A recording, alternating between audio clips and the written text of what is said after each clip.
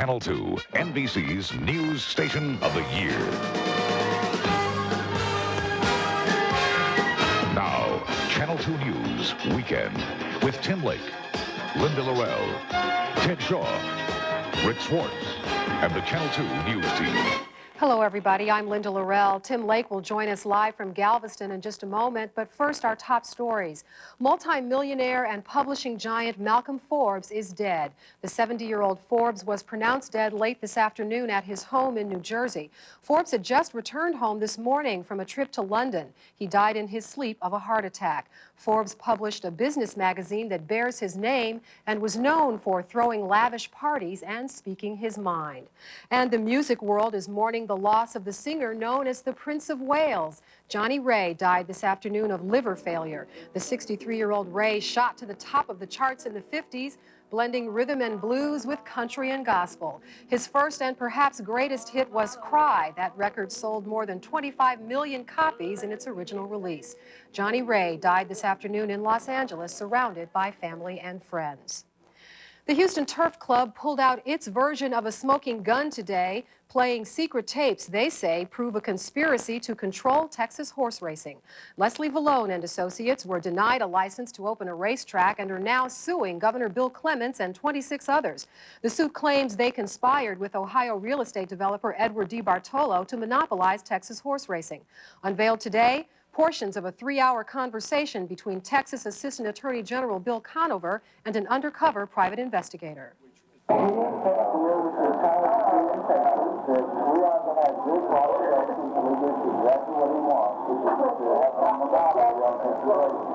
The proof is in the pudding, so to speak. I believe the tape speaks for itself. The Turf Club also brought in a voice print scientist today to verify that the voice on the tape is Bill Conover's. The defendants described the lawsuit as ludicrous. Employees of the Kroger grocery store chain will be back on the job tomorrow. Retail clerks in Local 455 of the United Food and Commercial Workers Union voted this evening to ratify a new contract agreed upon last night. The meat cutters of Local 408 ratified the same agreement earlier this afternoon. The new contract calls for a pay increase, better profit sharing, and health care benefits. Workers say they won because they stuck together. Coming back through the door than we had before we were forced to strike. At the height of the strike, about 80% of Kroger employees walked off the job. Kroger officials say regular operating hours will resume immediately.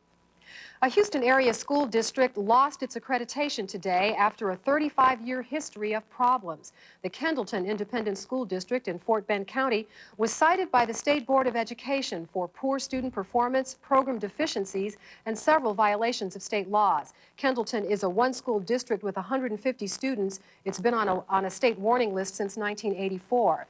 Also today, the state board warned that declining property values mean a declining tax base.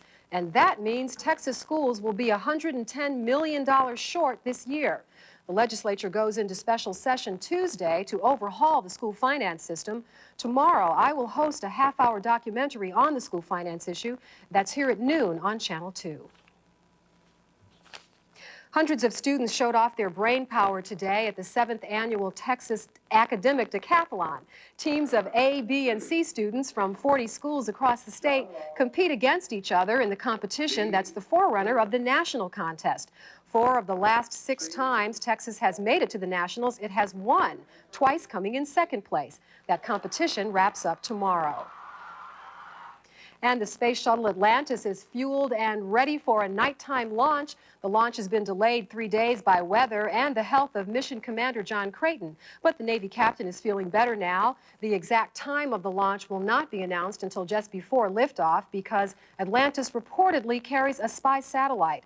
As far as the weather forecast for the shuttle is concerned, Ted will have all the details a little bit later on in the weather. Well, of course, this is the biggest day of the year for a celebration in Galveston as the island goes gaga over Mardi Gras. Tim Lake has been there today in the middle of everything. And Tim, I'll just bet you that things are getting kind of wild and crazy now, aren't they? Well, at this point they are, Linda. If you can imagine, probably everyone here has had at least a couple of cans of beer, and therefore that's going to bring on a rowdier crowd. And that it was tonight. We did witness several arrests here along the Strand as police were making way clearing the pathway for the parade to come along, and also several injuries during that moment. Galveston County EMS units all over town tonight, and of course that does come along with a crowd of probably several 100,000 people here tonight, which many people are saying may be one of the biggest crowds, maybe because of the weather, the great weather we had today. We did not get a chance to go to some of the balls tonight because of the crowds. Our entrance to some of them was blocked, and therefore we wouldn't have been able to get back here by 10 o'clock. But of course, we did get a great view of the big parade tonight. The thing that everybody came out to see tonight was, of course, the big parade. By 7 o'clock this evening, the Strand is packed with tens of thousands of people. Now, to clear the parade route, the Houston Mounted Patrol moves in. The crowd slowly moves behind the barricades, but not before arrests are made and people are hurt. The first big group of the parade is the University of Texas Marching Band. The first float portrays the theme of this year's festival, Carnaval do Brasil. They are followed by the king and queen of the parade. But before the next float, a big fight breaks out and several people are arrested. At least one is taken away in an ambulance. The carnival atmosphere really picks up again with the Texas Southern University Marching Band. After that, more bands and floats to make one of the more colorful and by far the rowdiest parades in South Texas.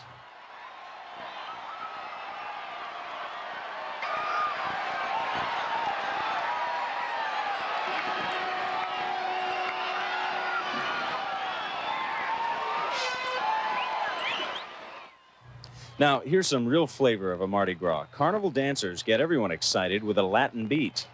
And the Mardi Gras favorites, the Philadelphia Mummers, with some of the fanciest costumes of the parade.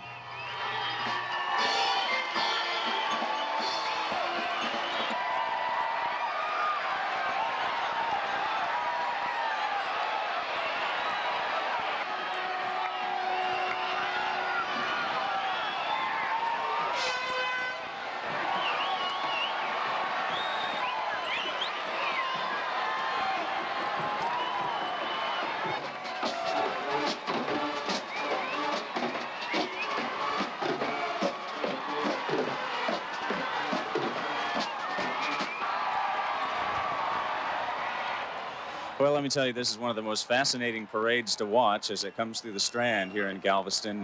Mardi Gras, a terrific time each year.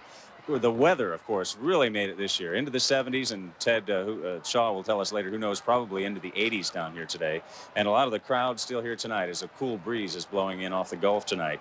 Now, coming up tomorrow, still another full day of activities going on, and then Tuesday, Fat Tuesday, of course, and the Mardi Gras celebrations will come to a close, but still quite a rowdy crowd here tonight, and hopefully everyone will have a safe trip home tonight. Linda? Yes, we hope the same. Okay, thanks a lot, Tim. Don't have too much fun down there. Okay, we won't.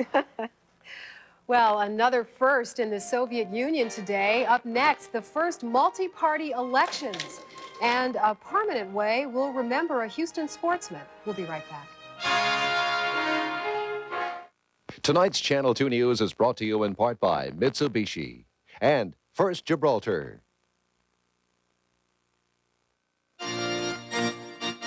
Yea, there comes a time in the life of a man and a woman when they must assume the responsibilities of adulthood and leave behind those toys of youth, which though they may runneth fast and give pleasure to the soul, yet leave no room for family.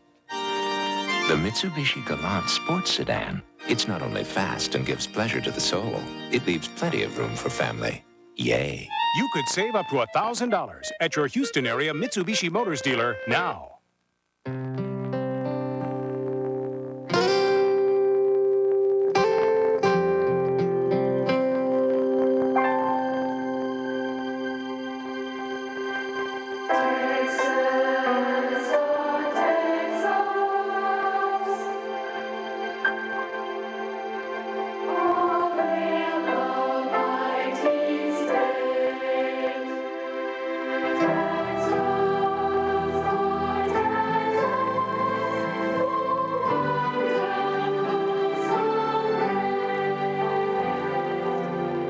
To really understand Texas is to know that it's not just one place, but a lot of very different places with a lot of very different people. At First Gibraltar, we do understand that. Maybe that's why so many different Texans bank with us.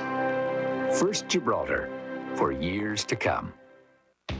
The Big Zero. That's the finance charge at Highland for 1 full year on new in-carton merchandise. From audio and video to home office equipment and appliances on purchases of $250 or more. In fact, everything you've ever wanted is at Highland Superstore's 0% financing event.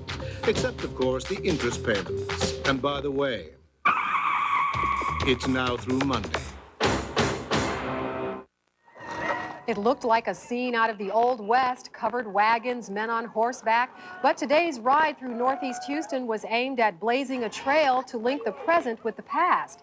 It's Houston Gardens Elementary 9th Annual Black History Cowboy Day, a great way for kids to learn about togetherness while experiencing a bit of their history. And it's a day to remember for friends and supporters of late wrestling promoter Paul Bosch. Since Bosch was also a faithful friend to the Boys and Girls Clubs of Houston, they dedicated the old Northside facility in his honor. Valerie Bosch accepted all the honors for the family as kids played inside. Mrs. Bosch says that's just how Paul would have liked it. Some 40,000 plus youngsters have enjoyed programs in a building that's now named after Paul Bosch. When all the votes are counted, a Lithuanian government dominated by communists may be a thing of the past. The first sanctioned multi-party election in Soviet history took place today. The early results show a lead for the opposition group calling for secession from the Soviet Union. Whoever wins, the new legislature is certain to try to lead Lithuania toward independence. And in Nicaragua, voters head to the polls tomorrow, testing a decade of U.S. hostility and Sandinista pride. Tomorrow's elections take place under the watchful eyes of thousands of foreign observers, including President Jimmy Carter, or former President Carter, as you saw there. Carter urged the U.S. to lift embargoes against Nicaragua, even if President Daniel Ortega is reelected. And in a surprise move, Ortega promised not to provide arms to leftist guerrillas if he is reelected. Ortega says if he wins the election, he will invite President Bush to his inauguration in an effort to end the years of hostility between the two countries. Well, Ted says Sunday will be just as beautiful as Saturday was, and later on, more Mardi Gras madness from Galveston. How does your BMW rub ya? Ah, the price of success. When you pay the serviceman. Is all that expense really worth it? Does a smaller wallet bug ya? Time to put your foot down. You put a fortune in his hand. Before the price of success drives you to the poorhouse, make the smart move to Texas' best-selling luxury car and get up to a $1,500 cash dividend on any new Cadillac. How does that grab ya? Cadillac, Texas style. Cadillac. Texas style. The NCNB Houston Broadway series presents the #1 family musical in America on the prowl again, March 27th through April 1st at Jones Hall. Cats.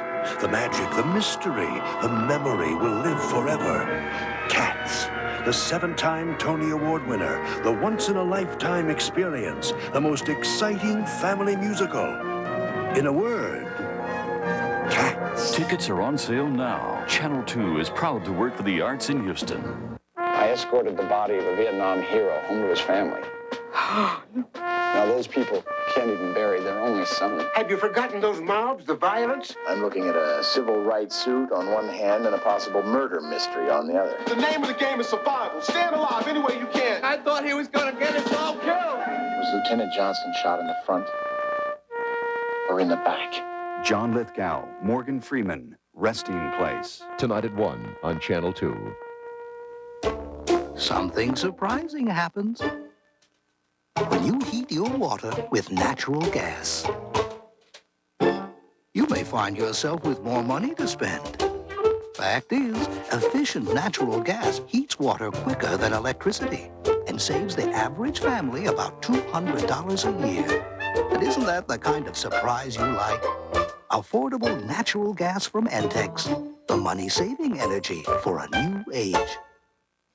Well, what can you say about today, about a day like today, except thank you. Can we have another one, please? It was gorgeous, and I think we'll have a repeat tomorrow, Linda. Could be even a little warmer. Now, from the way Tim talked, he thought it might have hit 80 on the island. It did not. probably felt like that with the bright sunshine. Actually, they had a 75 at Galveston. We got up to 77 here today. And by the way, Tim, if you're listening, we want some beads and goodies and trinkets back here by this time tomorrow. Well, currently across the city, it's because of light winds, rather cool at Intercontinental, 53 there, 10 degrees warmer on the island, and all the way up to 67 right now in downtown Houston. As warm as it is here, believe it or not, winter still has a very firm grip on the northeastern part of the country.